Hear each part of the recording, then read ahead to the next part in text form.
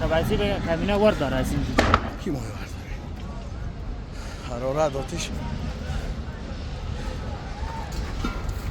خیلیه نه خیلیه این کپسول چیه بسته همین تو باد میزنه بسته هم مردر گریپ اینه گمرو که همون پاک بسخ داغه سن اگه یه آتش شنی خموش کرده بتانه